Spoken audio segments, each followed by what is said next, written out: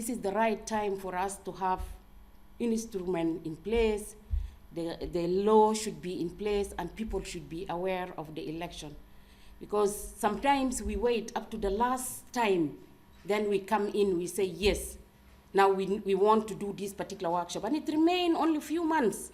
Now people will not understand what is inside the act, and what is the right of the person to come and vote.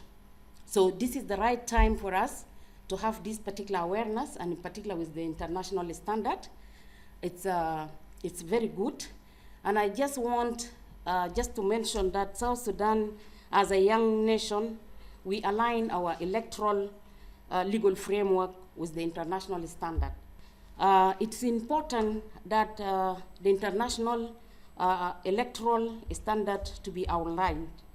And I'm very happy to announce that South Sudan, it's part of this instrument, the United Nations Human Rights Universal, and then International Covenant on Civil and Political Rights, and also International Covenant on Economic and Cultural Rights.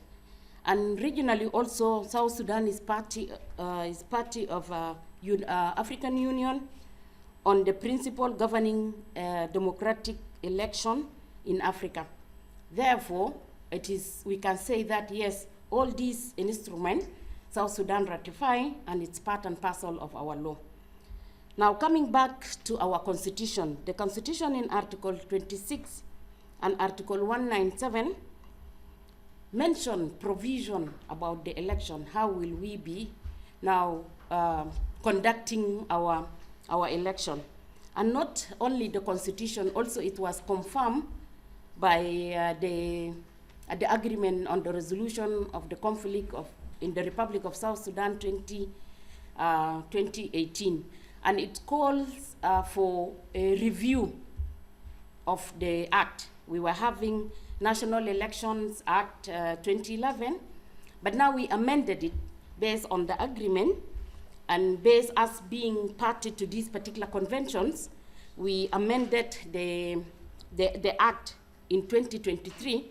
So now if you see the act, it is in comply with the international instrument and regional instrument.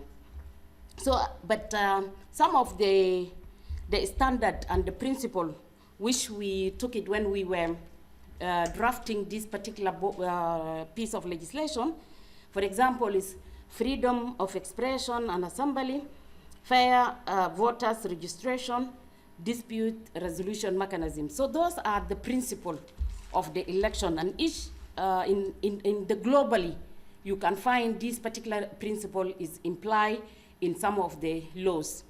So with that, we can say yes, our law, the amended one, is in compliance with the international standard. The amendment also encourages participation of women, youth, and people with disability. And in this point also, I would like to confirm that South Sudan is a party because we are centered to people with the disability. Therefore, this is some of the rights of the people with disability. And we did not stop there also. The conventions of women, CEDAW, also South Sudan ratified, and it is part and parcel of this particular election. And you can see now, Beijing platform also, the declaration. And you can see now in our constitution and the election law, we emphasize a lot on women. At least we are saying women should be participating with 35%. But we did not stop on that. In particular for women, we have now women quotas.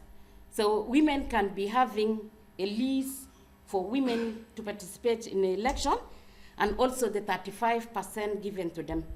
But unfortunately, we have issues because now the act is not implemented the way we are supposed to be doing with the standard.